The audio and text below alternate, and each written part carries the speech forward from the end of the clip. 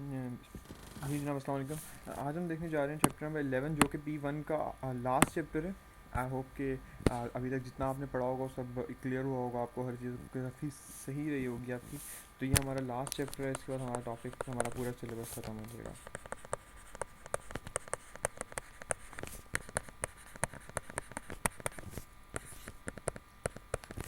ठीक, गुड।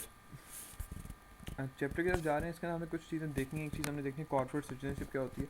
उसको तो हमें देखना है कि एथिकल एंड सोशल रिस्पॉन्सिबिलिटीज़ कौन सी होती हैं, जो कि हमारा बहुत बहुत सिंपल टॉपिक है, इसके ऊपर हम ज़्यादा टाइम नहीं देंगे। उसके बाद आपने देखना है सोशल और इन्वायरमेंटल फैक्टर्स क्या होते हैं। सस्टेनेबिलिटी हमने देखनी है, सस्टेनेबिलिटी एक इंपॉर्टेंट पार्ट है इसके अंदर। इन्वायरमेंटल मैनेजमेंट सिस्टम देखने इतना ज़रूरी नहीं है, इसको मैं स्किप भी कर सकता हूँ अगर हम इसको देख लेंगे, जितना डिपेंड करता है कितना बड़ा होगा।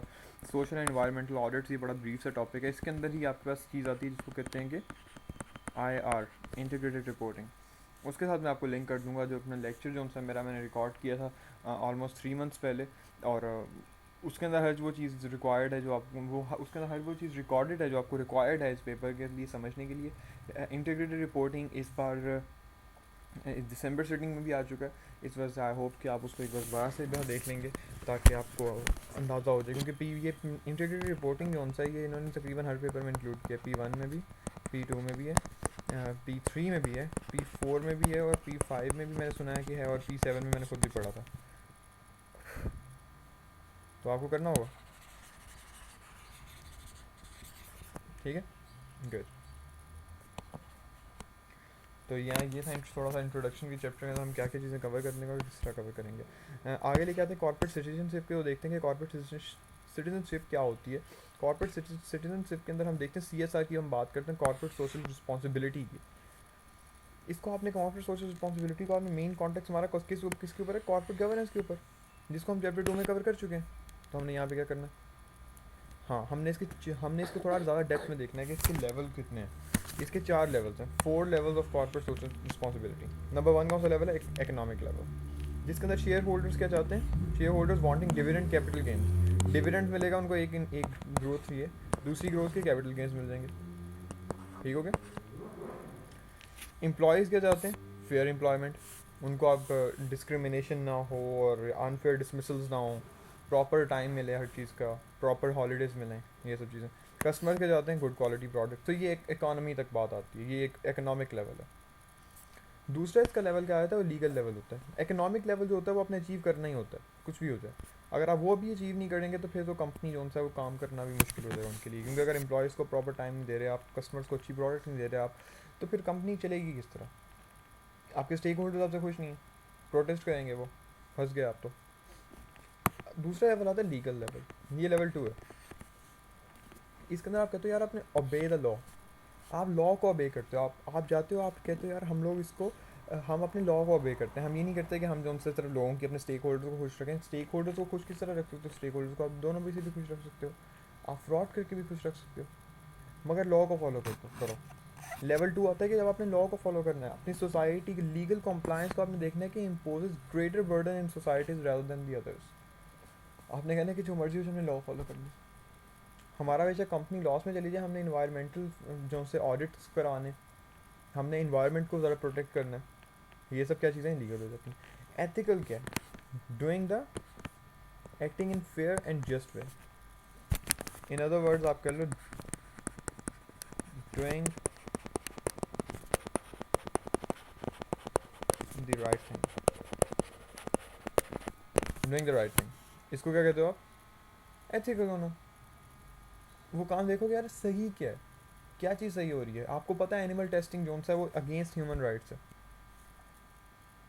तो आप क्या करोगे, आप अवॉइड करोगे एनिमल टेस्टिंग। और लास्ट टॉप आता है आपका फिलंट्रॉफिक।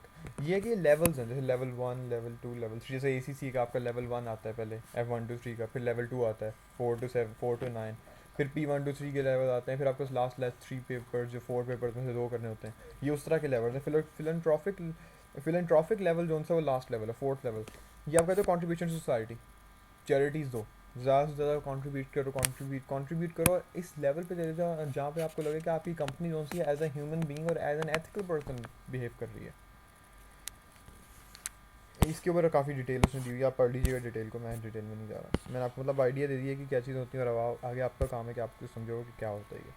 और अगर आपको समझ नहीं है तो ऑब्वियसली आप मेरे से पूछ सकते हो। कॉर्पोरेट सिटीजनशिप की बात करते हो कि कॉर्पोरेट सोशल रिस्पॉन्सिबिलिटीज़ के अंदर वो कहता है कि ये बिजनेस स्ट्रैटेजी है जो शेप करती है वैल्यूज़ को कंपनी के मिशन के तरफ, और उनकी चॉइसेस जो उनसे उन्हें day to day executive manager और एम्प्लॉयज़ वगैरह इंगेज करते हैं सोसाइटी के साथ। ये क्या कहते हैं, मिनिमाइज हार्म किसको, एनवायरनमेंट को। अब कंपनी जोन से वो टेररिस्ट तो नहीं है ना जो मिनिमाइज हार्म, किसको हार्म करना है मिनिमाइज, तो आपके एनवायरनमेंट को। Maximising the benefits for home, for your customers, and being accountable and responsive to the stakeholders. अगर आप कोई काम कर रहे हो, आपने बताना है कि यार आप वो काम कर रहे हो तो ठीक कर रहे हो या नहीं ठीक कर रहे हो, कैसे ठीक कर रहे हो। राइट्स एंड रिस्पॉन्सिबिलिटीज़ जो होती हैं, फंडामेंटल डिबेट सिटीजनशिप की डिबेट, क्योंकि सिटीजनशिप आप बनते हो, सिटीजनशिप का क्या मतलब है, एक उस कंट्री का क्या कह सकते हो, उस कंट्री का आप सिटीजन बनने को क्या कहते हो। जैसे अब आप यूएई में हो अगर, या फिर आप किसी मिडिल ईस्ट की कंट्री में, आपको सिटीजनशिप नहीं मिलती, मतलब आप उस कंट्री का लोकल डिक्लेयर नहीं करते। लोकल डिक्लेयर कहाँ करते हैं, जहाँ पे आपको सिटीजनशिप मिल जाती है। तो ये सिटीजनशिप लेने के जनरल कॉन्सेप्ट्स हैं, ये राइट्स रिस्पॉन्सिबिलिटीज़ की बात आ जाती है, ये हमेशा डिबेट में रहते हैं, क्योंकि कंपनी जो सी है जो मर्जी कर ले, वो एक कंपनी रहती है, वो कभी भी इम्प्रूव नहीं कर पाती है। वो क्या बन सकती है, आई डोंट थिंक इसके अंदर कोई एक्स्ट्रा चीज़ आती है। खैर, राइट्स की बात करते हैं, हम राइट्स की तरफ जाते हैं कि हमारी कंपनी के राइट्स क्या हैं। The companies the rights of a corporate citizen, corporate किसको क्या करते हैं, हमने सीखा था अभी, कंपनी को कहते हैं corporate. I am sorry arrow ख़राब हो गया मेरा, कंपनी को कहते हैं। being able to take action that are lawful and to enjoy the protection of law। कोई भी एक्शन ले लो जो लॉ के अंडर है, और अगर कोई मसला हो जाए तो आप लॉ से बच सकते हो, मतलब या फिर आप प्रोटेक्शन मिल सकती है आपको लॉ से। अगर आपने कोई गलत काम नहीं किया और आपके साथ अगर गलत काम हुआ तो आपको प्रोटेक्शन मिल सकती है, ऐसा होता है जी हाँ। In most part of the world ऐसा हो जाता है, कुछ जगह पे नहीं होता। Exist as separate legal entity, separate legal entity बनती है public listed companies, the PLCs, the I am sorry the PLC, या फिर आईएनसी। पीएलसी जो सा वो यूके का टर्म, आईएनसी जो सा वो यूएस का टर्म है। पाकिस्तान का क्या टर्म है, लिमिटेड, एलटीसी लिमिटेड होता है या फिर एलटी लिमिटेड होता है, आई एम नॉट श्योर। हम और अगर आप मलेशिया की बात करते हो, यहाँ पे होता है SDNBHD Sendirian Berhad, that is a separate legal entity. खैर, और carry on a lawful business, अगर आप लॉफुल बिजनेस कर रहे हो तो आपको प्रॉपर राइट्स देने चाहिए, ये नहीं कि यार कंपटीशन की वजह से आपको बिठा दें या किसी भी वजह से आपको बिठा दें, वो अनलॉफुल हो जाएगा। आपकी रिस्पॉन्सिबिलिटीज़ क्या हैं, duties all over to the society. As a normal human being आपकी क्या सोसाइटीज़ हैं, उसी तरह कॉर्पोरेट सिटीजन की भी वही सोसाइटीज़ होंगी। कंप्लाई विद द लॉज और act in accordance with social behaviour norms. कुछ कंट्रीज़ में कुछ चीज़ें अलाउड होती हैं, किसमें कुछ अलाउड नहीं होती। अगर चलो ठीक है, अल्कोहल की बात करते हैं, कंजम्पशन ऑलमोस्ट हर जगह हो रही होती है, कहीं छुप के हो रही होती है, कहीं पे खुला हो रही हो, खुला हो रही हो, खुल के हो रही होती है, कोई इतनी ज़्यादा शर्माने वाली बात नहीं होती। आप यूरोप के अंदर या अमेरिका के अंदर या फिर कम से कम आप मलेशिया के अंदर भी आके देखो, यहाँ पे कंजम्पशन बहुत सिंपल है। यहाँ पे आपके छोटे से ग्रॉसरी स्टोर्स के अंदर भी अल्कोहल बहुत ईजिली मिल जाता है। They don't see your passport और एनीथिंग, वो नहीं देखते हो, कहते हैं यार ठीक है 2 पैसे आप ले लो, कोई इशू नहीं है, और लीगली बिक रहा है, ये कोई इलीगल काम नहीं हो रहा। पाकिस्तान में ऐसा नहीं होता, या सऊदीया में ऐसा नहीं होता। I am pretty much sure कि सऊदीया के अंदर भी ऐसा सीन होता है, लोग पीते होंगे मगर इतना ओपन नहीं। तो act in accordance with societies behaviour. Company अगर वही चीज़ जो वहाँ पे अलाउड नहीं है, कंपनी को सोसाइटी के अंदर अलाउड नहीं है, वो करती है, तो वो रिस्पॉन्सिबिलिटीज अपनी लेक कर रही है। प्रोस्पेक्टिव ऑफ कॉर्पोरेट सिटीजनशिप, ये बहुत ही फजूल टॉपिक एरिया था, इसको अगर आप अनकवर भी नहीं करना चाहते कोई मसले की बात नहीं, मगर आप कवर करना अच्छी बात है। मतलब नॉलेज, कॉमन सेंस। 3 व्यूज़ हैं इसके ऊपर, मैटन ने दिए थे। जिस ज़माने में मैंने P1 पढ़ा है, जो कि तकरीबन अब से 1 साल हो चुका है, उस टाइम मैंने ये पार्ट नहीं पढ़ा था मैटन का। एक लिमिटेड व्यू है, इसमें कहते हैं बिजनेस का सेल्फ इंटरेस्ट देखते हैं। Undertakes business self interest, the main group of stakeholders are the local communities and employees, जो आपको डायरेक्टली आप इनको अकाउंटेबल हैं। एम्प्लॉयज़ जो उनसे अगर आप उनको परेशान करेंगे छोड़ के चले जाएंगे कंपनी का दिवाली निकल सकता है एम्प्लॉयज़ अगर स्ट्राइक पे चले जाएंगे तो लोकल कम्युनिटीज़ आपको बॉयकॉट कर सकती हैं लिमिटेड व्यू ये कहता है कि कंपनी के बिजनेस के सेल्फ इंटरेस्ट को देखो कि किन लोगों किन स्टेक होल्डर को संभालना है इन दो को संभालो इक्विवेलेंट व्यू क्या कहता है वो कहता है कि wider concept of social responsibilities किसके ऊपर स्टेक होल्डर थ्योरी की तरफ जाना है आपने स्टेक होल्डर थ्योरी के अंदर वो कहता है कि आपने फोकस करना है सबके इंटरेस्ट को acting according to the business self interest is not the most important priority limited view कहता है कि सबसे इंपॉर्टेंट क्या है acting in the business self interest ये कहता है कि acting in a balance interest is the most important thing कि सबको बैलेंस लेके चलो सबको बराबर लेके चलो नो डिस्क्रिमिनेशन ऐसा हो सकता है ये पॉसिबल नहीं है तो इक्विवेलेंट व्यू मेरे हिसाब में पॉसिबल ही नहीं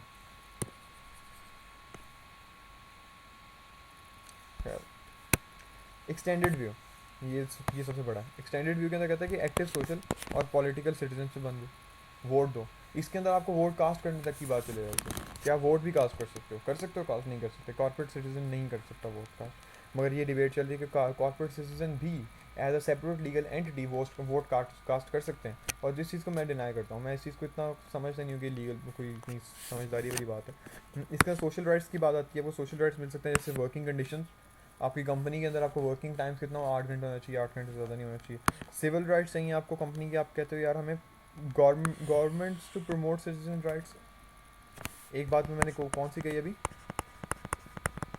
वोट या फिर इसको आप कह सकते हो वोटिंग राइट्स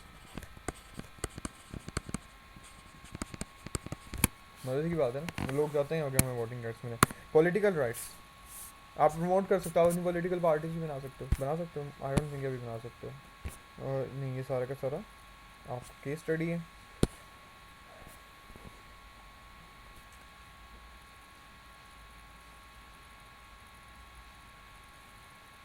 ठीक क्रिटिक्स क्या है इसके हम सॉरी क्रिटिक्स क्या इसके हैं इसके डाउन साइड्स क्या हैं इसकी क्रिटिसिज्म है देख लीजिएगा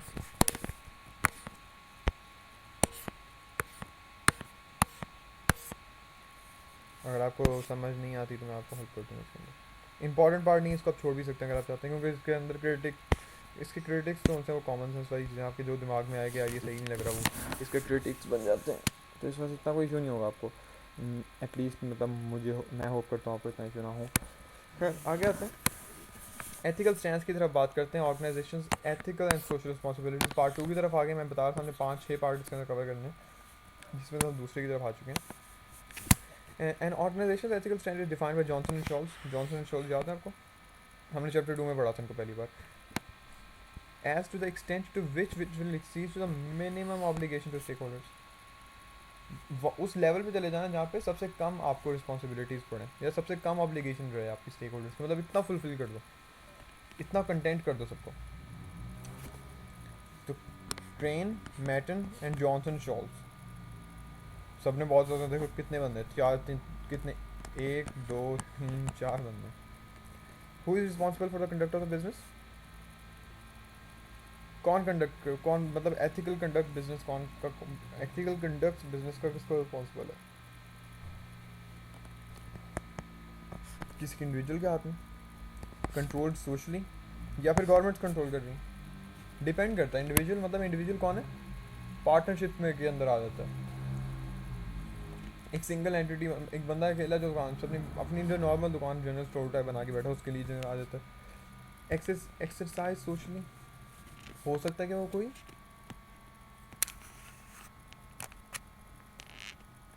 सोसाइटी हो उसके अंदर आपके पास सोशली वो एक्सरसाइज होते हैं सबके पास राइट्स होते हैं जैसे किसी सोसाइटीज़ हाउसेज के अंदर जो बैरी टाउन वगैरह के अंदर जैसे और गवर्नमेंट के अंदर हो जाता है who is the key actor in the business ethics अगर कॉर्पोरेट खुद है या फिर गवर्नमेंट या फिर ट्रेड यूनियंस हैं ट्रेड यूनियंस कौन है यार ये भी डिपेंड करता है ट्रेड यूनियंस मैं जो दो तरह से मैं इनको देखता हूँ एक तो या तो पेंशन फंड हो जाती हैं या फिर आपके इंस्टीट्यूशनल शेयर होल्डर्स हो जाते हैं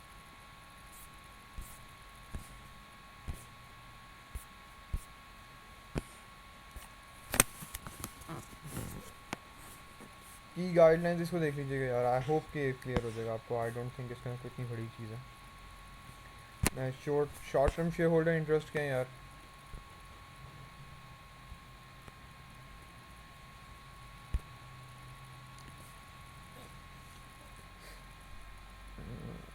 इसके अंदर लिखा हुआ आ रहा है मतलब आपको क्लियर, बहुत मतलब बहुत ही क्लियर होगा।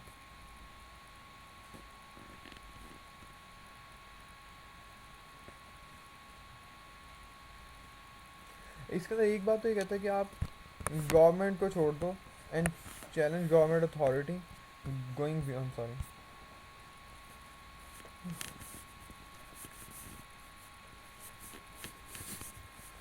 गोइंग बियॉन्ड द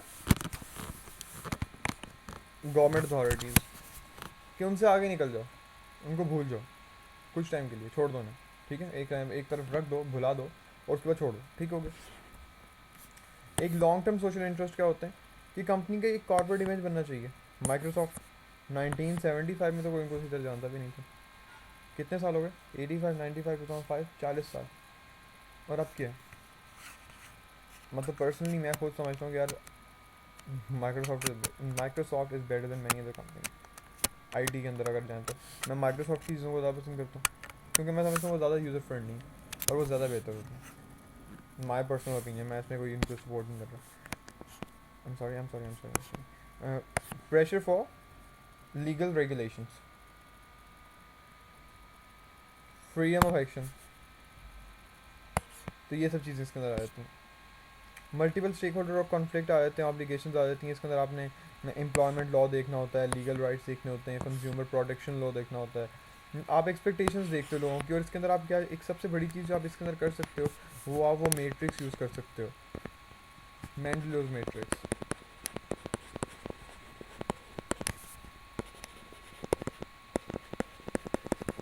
ठीक है।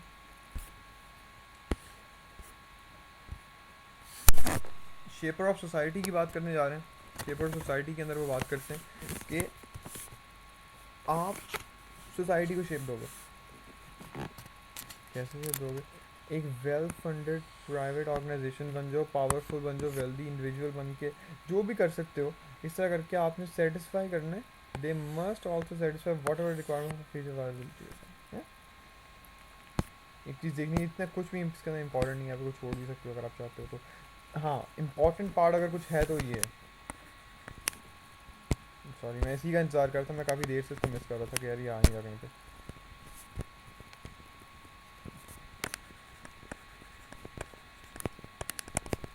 Very very very important. मैं देख के बता दूंगा इसके कितने परसेंट चांसेस हैं इस बार एग्जाम में आने के, ये डिपेंड करता होता है। और ये आता है, काफ़ी बार आता है, क्योंकि इसमें नहीं रहता। तो किसने बनाया था? Gary Owen and Adams. Gary Owen and Adams ने, तीनों ने मिलके क्या बनाया? Social responsibility stances. बहुत इंपॉर्टेंट टॉपिक है ये, इसके अंदर अगर कोई इंपॉर्टेंट टॉपिक है तो इसका अपना टॉपिक है, यही वाला टॉपिक है, ठीक है, ठीक है, okay good. 7 view point. Number 1, सबसे नीचे से स्टार्ट करें, ठीक है, ये सबसे नीचे का ज़्यादा लेवल और उससे आहिस्ता आहिस्ता सामने ऊपर आना। Pristine capitalist.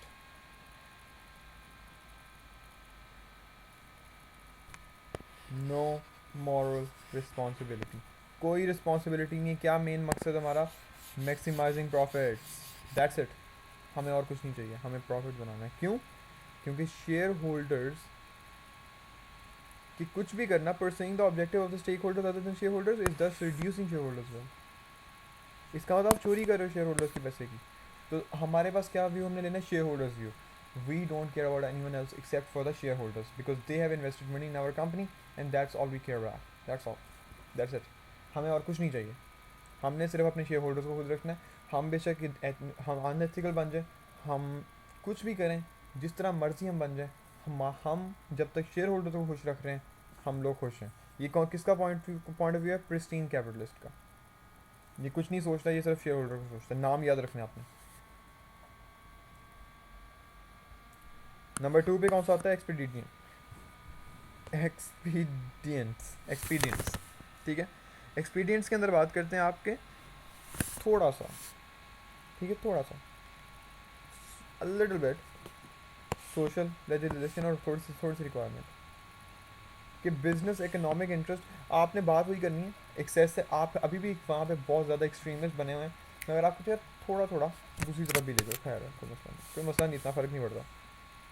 थोड़ा सा एक्सेस ले आओ, कोई मसला नहीं है। कुछ सोशल लेजिस्लेशन को सोच लेते हैं, थोड़ी सी थोड़ी सी मॉरल रिक्वायरमेंट्स देख लेते हैं, हम अपने थोड़ा इन्वायरमेंट को बचा लेना चाहिए थोड़ा बहुत। आप कहते हो खैर है थोड़ा पार्ट टाइम, ठीक है पार्ट टाइम सोच सकते हो।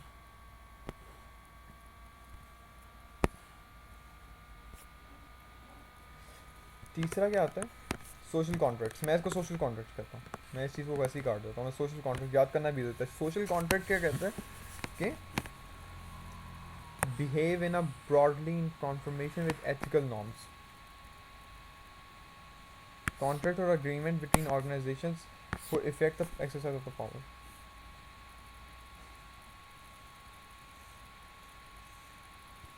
सोशल कॉन्ट्रैक्टर बन जाओ, लोगों को एम्प्लॉयमेंट दो, लोगों की मदद करो, और ऐसा वो सारे काम करो जो कंपनी को भी फ़ायदा दे रहे हैं। आप ज़्यादा अच्छे लोगों को एम्प्लॉय करोगे, उन लोगों का भी फ़ायदा हो रहा है, कंपनी का भी फ़ायदा हो रहा है, उसकी एक्सपर्टीज़ मिल रही है आपको। ऐसा ही है ना। तो किल अब kill two birds with one shot, ये वो वाली बात हो जाती है। Social ecologist number 4।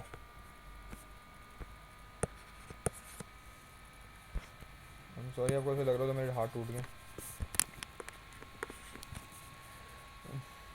Social ecologist का आप बात करते हो कि यार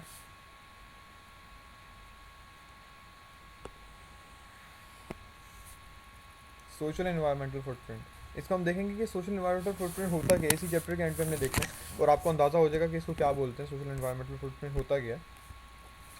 तो इसके अंदर आप कहते हो कि हम कम से कम एग्जॉशन करेंगे, वेस्ट करेंगे, पॉल्यूशन करेंगे और मॉडिफाइड करेंगे। Must be modify, I am sorry, modify करेंगे नहीं। आप पॉल्यूशन और ये सब चीज़ों को आपने कम से कम करना है। क्यों? क्योंकि आप जो कुछ करते हो फुटप्रिंट रह जाता है। आप चलते हुए जा रहे होते हो, तो किसी गीली जगह पे जा रहे हो और आपके जूते अच्छे खास से गंदे हैं, और मेरे साथ हमेशा ये हर सुबह मेरे साथ होता है, और बंदा मेरी तरफ से घूर रहा होता है जिसमें चल के जाता हूँ। खैर वो मैं फुटप्रिंट छोड़ जाता हूँ। किस चीज़ के? अपने शूज़ के फुटप्रिंट रह जाते हैं वहाँ पे, फिर उसको दोबारा साफ़ करना पड़ता है। तो आप कोई भी गलत काम करते हो, आप इन्वायरमेंट को पोल्यूट करते हो, वेस्ट करते हो, एग्जॉशन करते हो, तो उसका फुटप्रिंट इन्वायरमेंट पे रह जाता है, तो आपने उसको साफ़ करना होता है। तो आपने वो मतलब आपने वो देखना, organisation must adopt the social responsibility accordingly. ठीक है। Number 5, socialist. उससे भी आगे, concentrate wealth in society, promote equality. अबे बन जाओ सबके, खुद तो अच्छा काम कर रहे हो, दूसरों को भी अच्छा काम करो, प्रमोट करो कि यार ये अच्छा काम है, इसको करो, दावा दो, और दूसरा क्या लफा बोलते हैं वो तबलीग करो। ठीक है, सोशलिस्ट बन जाओ, बहुत ज़्यादा पागल हो जाएंगे इस काम के पीछे। ठीक है। Number 6, radical feminist.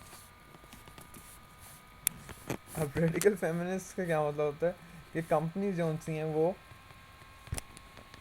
Masculine qualities की हैं, मतलब एग्रेसिव हैं, कॉन्फ्लिक्ट्स रखती हैं और कंपटीशन रखती हैं। I seriously do not agree with this कि फेमिन वैल्यूज़ जो सी हैं या उनकी क्वालिटीज़ जो सी हैं वो फीमेल क्वालिटीज़ के अंदर कंपटीशन नहीं होता, एग्रेशन नहीं होती, कॉन्फ्लिक्ट नहीं होते।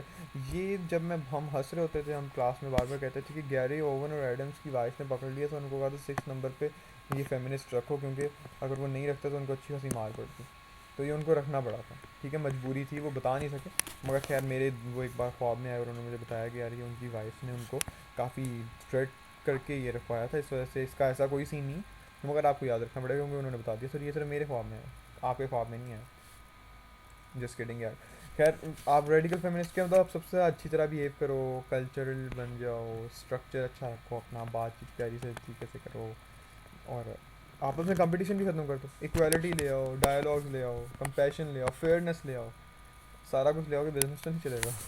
सही बात है, बिजनेस नहीं चल सकता इन सब चीज़ों के साथ। नंबर 7, डीप इकोलॉजिस्ट बन जाओ, जंगली बन जाओ, पागल हो जाओ, खत्म। फिर no greater life to resource of life, no greater right to resources और ऑफ लाइफ। कहते हो कि यार ह्यूमन बीइंग भी एनिमल ही है, कोई फ़र्क नहीं पड़ता अगर हम लोग दो टांगों पे खड़े हो सकते हैं और बाकी जानवर दो टांगों पे खड़े नहीं हो सकते. We don't care. What we care about is that we have no greater right over anyone. हम अशरफुल मखलूक़ात नहीं हैं. हम नहीं कहते तो हैं कि हमें पता नहीं, मुझे इतना दावा नहीं है इस चीज़ पर और मैं इसके अंदर जाना भी नहीं चाहता. कॉन्फ्लिक्ट हो जाएगा. ठीक है. तो मगर खैर मैं इस पर डिबेट करता रहा हूँ एक दो बार में, मुझे याद है. खैर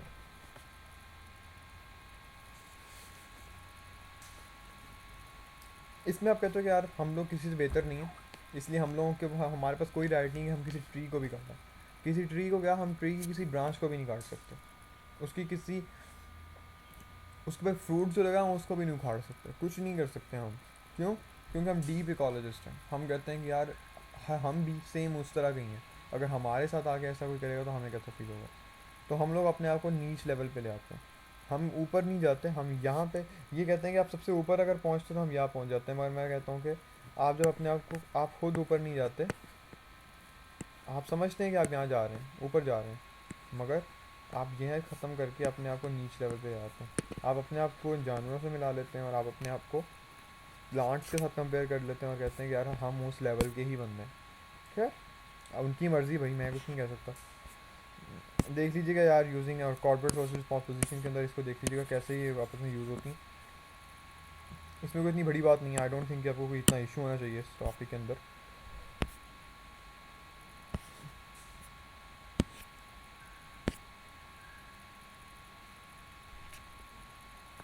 हाँ, बिजनेसेस में सफ़र सिग्निफिकेंट कॉस्ट. सिग्निफिकेंट कॉस्ट किस चीज़ की जनाब?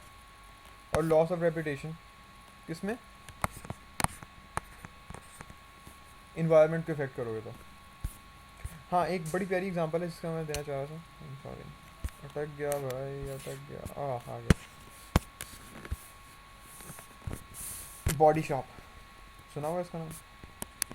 अगर आपने नहीं सुना हो तो प्लीज़ इसको गूगल कीजिए अभी.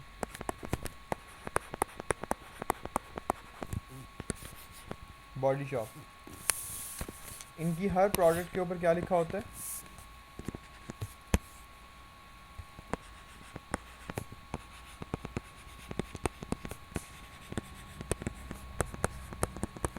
क्यों? क्या लिखा होता है? No animal testing. बहुत बड़ा करके लिखा होता है. क्यों लिखा होता है? Because they charge you more than 50% then the normal shop work. आपको 50% ज़्यादा चार्ज करते हैं. क्यों? सिर्फ इस बात को कह के कि नो एनिमल टेस्टिंग. और जो कुछ लोग जो काफ़ी इसके अंदर डीप इकोलॉजिस्ट या कम से कम वो अगर आते हैं इस लेवल पे, सोशलिस्ट के लेवल पे भी आ जाते हैं ना, वो कहते हैं यार नो एनिमल टेस्टिंग है, इस वजह से हमने ये प्रोडक्ट खरीदी. हम इस कंपनी को सपोर्ट करेंगे ताकि ये कंपनी बहुत बड़ी हो जाए. और ये कंपनी अच्छी खासी बड़ी और अच्छा खासा कमा रही है, मज़े कर रही है, फुल टाइम मज़े कर रही है. ये मैंने आपसे बात कही थी कि हम इन्वायरमेंटल फुटप्रिंट को देखेंगे. ये इन्वायरमेंटल फुटप्रिंट है. Environmental footprint is the impact of the business activities. Is an impact of the business activities upon the environment, including its resource environment and pollution events. मैं आपको पहले ही बता दिया था कि आप वो फुटप्रिंट छोड़ जाते हो. हम चलते हुए जा रहे थे, हम किसी गीली जगह पे चलते जाते हैं तो हम अपना फुटप्रिंट छोड़ते जा रहे होते हैं. तो जो फुटप्रिंट आप छोड़ते जा रहे हो, इस तरह कंपनी अगर कुछ गलत कर रही होती है तो फुटप्रिंट छोड़ती जा रही होती है इसके ऊपर, इन्वायरमेंट के ऊपर, पॉल्यूशन के तौर पे. और जो पॉल्यूशन जो है उसकी इमिशन जो है आपने उसको पे करना होता है. कितना पे करना है? जितना फुटप्रिंट आप छोड़ के गए. कितने फुट स्टेप अगर आपने गलत गंदा कर दिया एक जगह से और आपको पकड़ लिया उन्होंने, आपने कहा कि अभी आप साफ़ करो, इसको खुद साफ़ करो, तो कितने फुटप्रिंट साफ़ करोगे? जितने आपने पॉल्यूट किए हैं, जितने आपने गंदे किए हैं, जितने फुटप्रिंट्स आपके आप उतने साफ़ कर दोगे. इसी तरह कंपनी नहीं करना था. कंपनी जितनी पॉल्यूशन की होती है वो उतना साफ़ करती है. साफ़ कैसे करती है? हाँ इम्पेक्ट ऑफ, ये हम देखते हैं कि साफ़ करती है कैसे. ये मैं आपको बताऊंगा, इसी टॉपिक में आ जाएगा. Depression of natural resources. Trees को काटना और ये सब कुछ करना भी ये आदत है. ये 1998 का आईफेक का कोड है. आईफेक जहाँ याद है ना आपको? आईफेक की और क्या चीज़ हमने याद की हुई है sir? IFEC code of ethics and conduct. अच्छा है ना। नॉइज़ इम्पैक्ट्स वगैरह भी आ जाते हैं इसके अंदर। आपके पास एयर और वाटर इमिशंस आ जाते हैं, long term waste of disposal आ जाती है, हेल्थ इफेक्ट्स आ जाते हैं और changes in the local quality of life. Direct indirect impacts हैं ऑब्वियसली। और कॉस्ट कौन कौन सी? Waste management, remediation, compliance, permit, training, research and development, maintenance, legal cost, fines पे करने पड़ सकते हैं आपको अगर आप नहीं प्रॉपर करेंगे, एश्योरेंस बॉन्ड्स लेने पड़ते हैं। सॉरी, नेचुरल रिसोर्सेज, फिर रिकॉर्ड कीपिंग, रिपोर्टिंग वगैरह आती है। हाँ, इसके ऊपर आपने जैसे इसके अंदर एक चीज़ आती है जो आपके पास, उसको क्या कहते हैं? हाँ यार, उसके अलावा दूसरी की चीज़ आती है, उसको आप क्या कहते हैं? आपकी इन्वायरमेंटल रिपोर्ट आती है, प्रॉपर इन्वायरमेंटल रिपोर्ट के नाम से आती है वो। Good, perfect.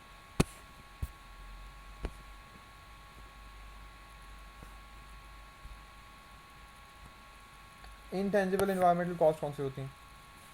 एक रिस्क होता है जो आपने पोज किया होता है, फ्यूचर अगर रेगुलेटरी चेंज होते हैं और आप पकड़े जाओ, एक बहुत बड़ा रिस्क है ये। एक अनसर्टन फ्यूचर रेमेडिएशन है, या कंपनसेशन कॉस्ट देनी पड़ सकती है आपको। अगर अभी आपने ऐसा कोई काम किया जो अगले 20 साल में आपको इफेक्ट करेगा, तो मसला हो सकता है अगले 20 साल बाद। प्रोडक्ट क्वालिटी, अगर आप कोई गंदी क्वालिटी की यूज़ करोगे तो प्रोडक्ट भी गंदी बनेगी।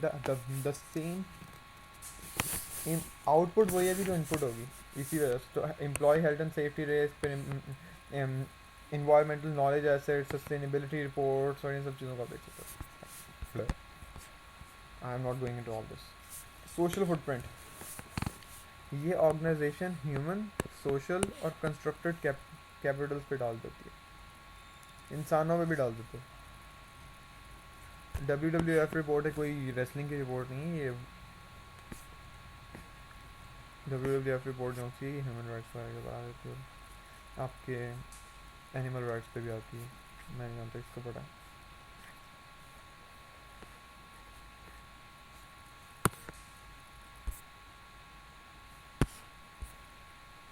स्टेक होल्डर एक्सपेक्टेशंस की बात करते हैं कि stakeholder, increasing expectation of stakeholder और knowledge consequences of ignoring such pressure. Stakeholder जितना एक्सपेक्ट करेंगे आपको उतना देना पड़ेगा।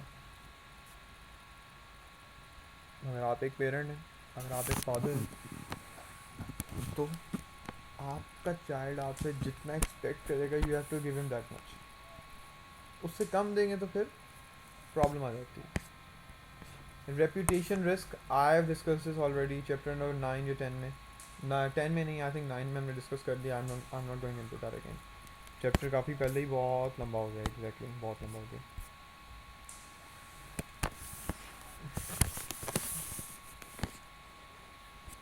ये आपकी अपनी चॉइस है। ये डिलॉयट वाले 2008 में दी थी। I'm sorry, मैं ऐसे लिखता हूँ उसको। I'm sorry, इसको यार ऐसे वाले discuss your choice of reading. पढ़ लें, समझ आ जाती है ठीक है, नहीं तो ना से छोड़ दें। सस्टेनेबिलिटी के ऊपर आ जाते हैं। सस्टेनेबिलिटी किसको कहते हैं? Limiting use of resources what can be replenished. Sustainability reports बनती हैं। अगर आपको कोई सस्टेनेबिलिटी रिपोर्ट चाहिए मुझे बताइएगा, मैं आपको भेजूँगा।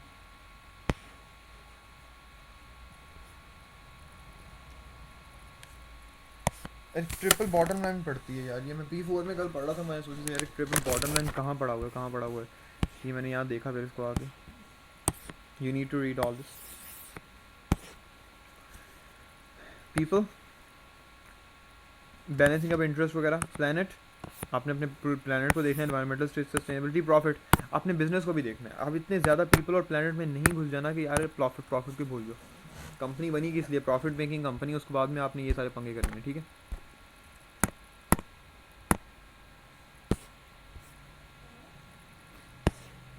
आगे उसने आपको बता भी दिया कि क्या क्या कैसे कैसे हो रहा है।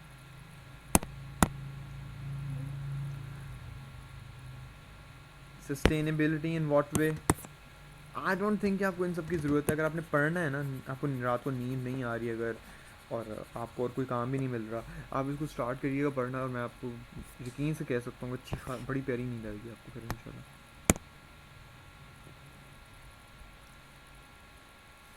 और ये वाला पार्ट जो सा, I am not going to sustainability बहुत ही वैग टॉपिक है, और I am not even bothered about it.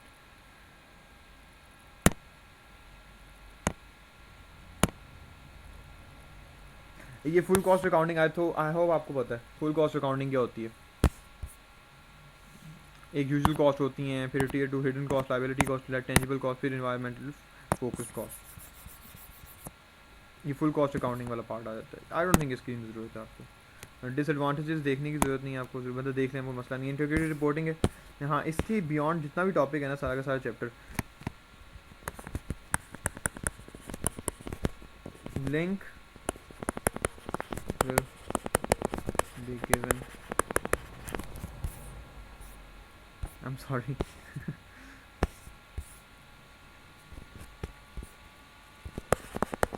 of a separate lecture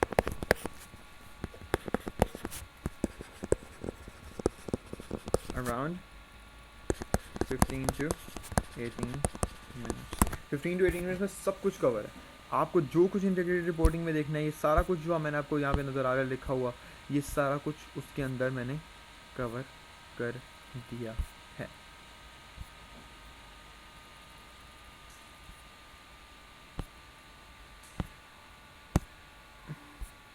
बस खत्म हो गया चैप्टर।